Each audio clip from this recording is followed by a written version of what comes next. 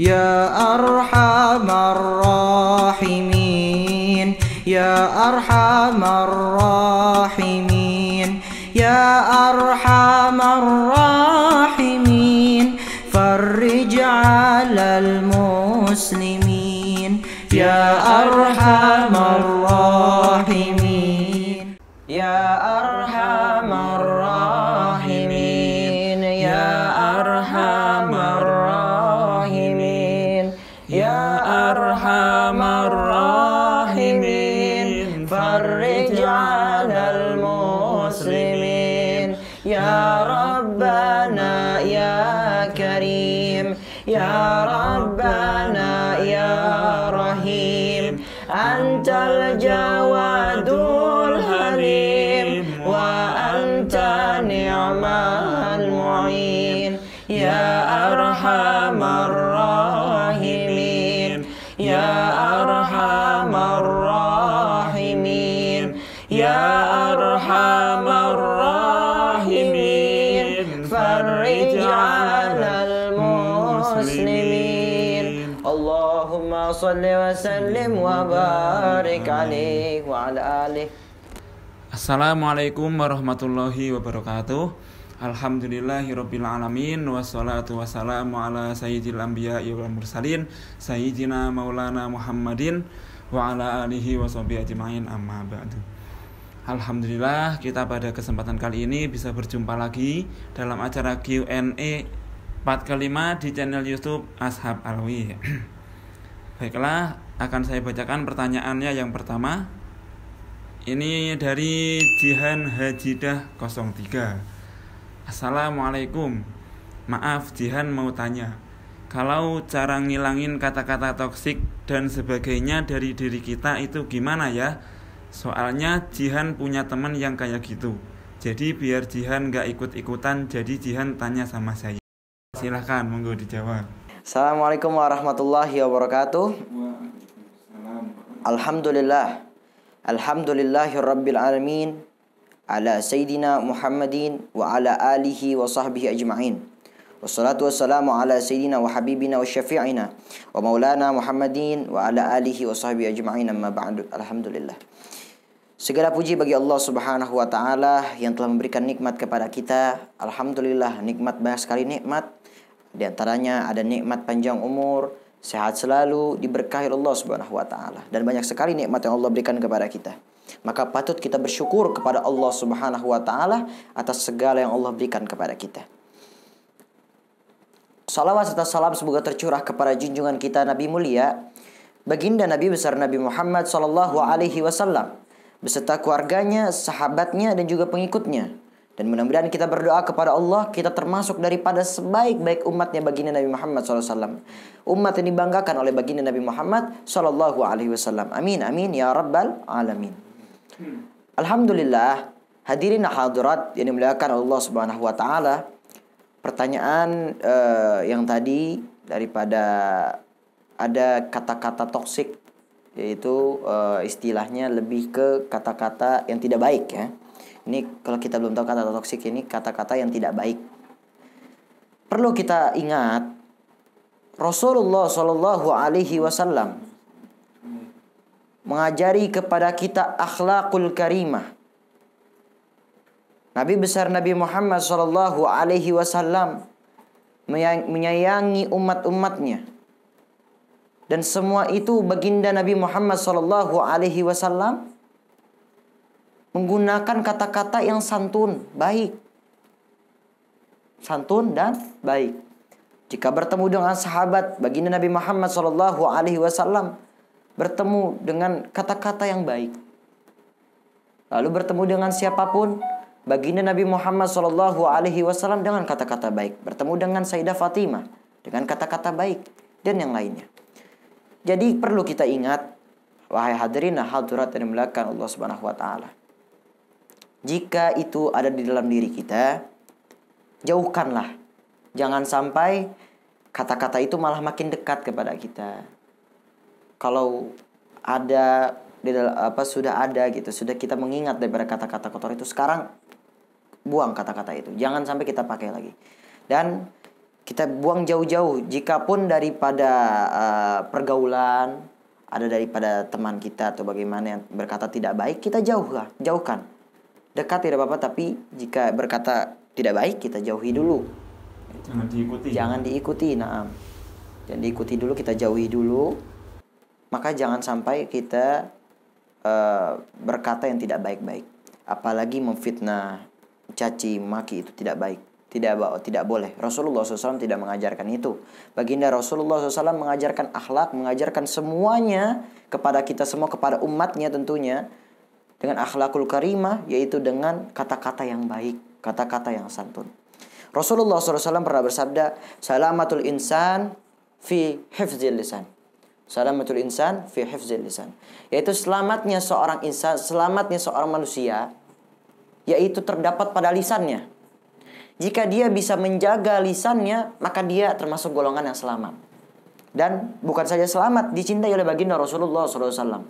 Baginda Rasulullah SAW sangat cinta kepada umatnya yang baik, yang santun, yang mempunyai akhlakul karimah, yang juga mempunyai adab. Nah, ini dia yang baginda Rasulullah SAW banggakan umatnya.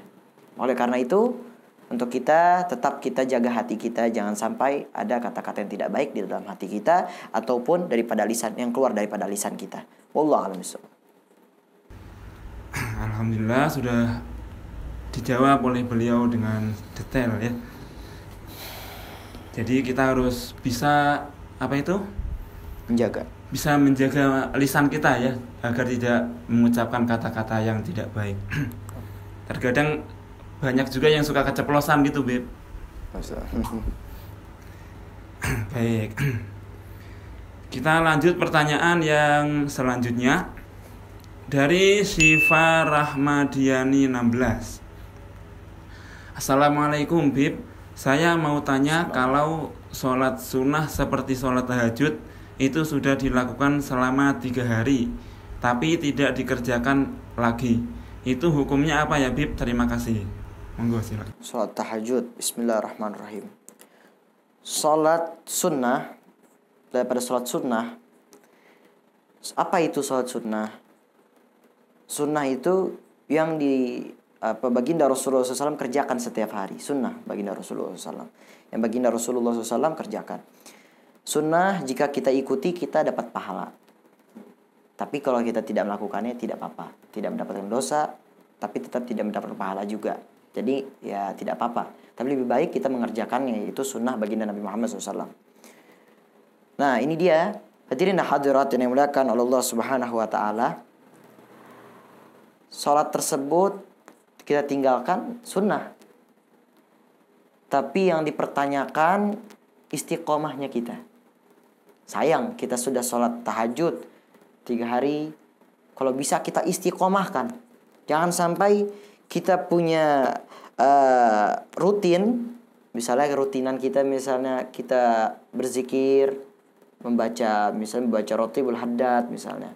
Kita membaca Rotibul Haddad setiap sehabis sholat maghrib, menunggu sholat isya. Nah, harus istiqomah nih. Kalau istiqomah, insya Allah Subhanahu wa ta'ala lancarkan segalanya. Maka oleh karena itu, hadirin hadirat dimuliakan Allah Subhanahu wa ta'ala, tidak apa-apa kita tinggalkan. Tapi sayang, karena kan sudah 3 hari. Ini luar biasa ini pertanyaannya. Sudah 3 hari sholat tahajud, Masya Allah. Maka oleh karena itu yang dipertanyakan istiqomahnya.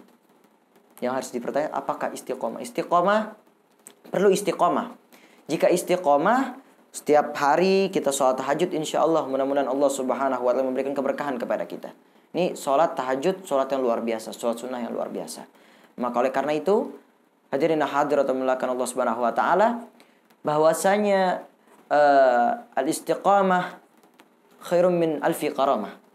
Itu istiqamah itu lebih baik daripada 1000 qaramah. Nah, ini dia, istiqamah perlu daripada kita semua istiqamah menjalani apapun rutin kita. Nah, jangan sampai kita malah istiqamah bukan untuk beribadah kepada Allah Subhanahu wa taala. Nah, ini jangan nih. Kita harus istiqamah untuk beribadah kepada Allah Subhanahu wa taala. Di antaranya tadi istiqamah salat tahajud, istiqamah kita membaca zikir-zikir setiap hari, membaca misalnya Ratibul Haddad misalkan, dan juga membaca yang lain-lainnya. Nah ini dia perlu buat kita istiqomah dalam hal-hal kebaikan. Maka oleh karena itu jangan kita merasa bangga dulu kalau kita udah sholat tahajud tapi kita nggak istiqomah. Nah ini jangan kita merasa bangga. Tapi kalau kita udah istiqomah, Masya Allah, mudah-mudahan kita berdoa Allah Subhanahu Wa Taala memberikan keringanan kepada kita semua, yaitu keringanan agar kita memberikan kekuatan kepada kita, agar kita bisa setiap hari terus beribadah kepada Allah Subhanahu Wa Taala. Karena orang yang sudah daripada beribadah, orang yang senang sekali beribadah seperti para wali-wali Allah, orang-orang yang dekat dengan Allah, mereka setiap hari beribadah, mereka merasakan daripada nikmatnya beribadah. Kadang kita kalau beribadah sedikit aja udah ngerutu dalam hati kita. Nah ini jangan nih, sedang ngerutu dalam hati kita. Tapi mereka para wali-wali Allah, orang-orang yang dekat kepada Allah, mereka malah menikmati daripada ibadah tersebut. Nikmat rasa mereka ibadah ini, nikmat sekali. Maka oleh karena itu, marilah sama-sama kita istiqomahkan daripada apapun hal-hal kebaikan kita, istiqomahkan daripada beribadah kepada Allah Subhanahu Wa Taala. Alhamdulillah. Alhamdulillah. Jadi kita harus belajar untuk istiqomah ya. Istiqomah, nah. Tapi terkadang emang berat istiqomah. Berat, nah. Iya. Berat. Ujian dari Allah. Betul.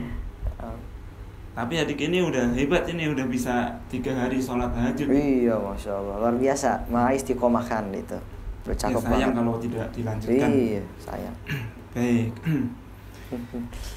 Kita masuk ke pertanyaan yang terakhir dari sahabat _Raden Kian Santang. Assalamualaikum Habib Alwi. Ana mau tanya, kalau orang tidak sholat tapi kita selalu mengingatkan orang tersebut untuk sholat, kasih saran atau nasihat Habib? Syukron, semoga sehat selalu Habib Alwi dan tim Ashab. Ini dari sahabat Raden Kian Santang. Ini bisa lompat terbang nih. Keren. Ya udah, kita lanjutkan daripada pertanyaan yang barusan ini. Jika ada seseorang yang meninggalkan kewajibannya, meninggalkan sholat, apakah kita kita menasihatinya, mengingatkannya, menasihatinya? Nah ini dia, Masya Allah, ini pertanyaan. Jika kita mengingatkannya, insya Allah kita orang-orang yang selalu mengingatkan kepada sahabat kita. Artinya kita sayang sama sahabat kita. Orang yang mengingatkan kepada sahabatnya, ayo kita sholat. Ini sayang banget sama sahabatnya. Kasih sayang yang luar biasa. Maka oleh karena itu hadirin hadirat yang dimuliakan Allah Subhanahu Wa Taala, ini bagus.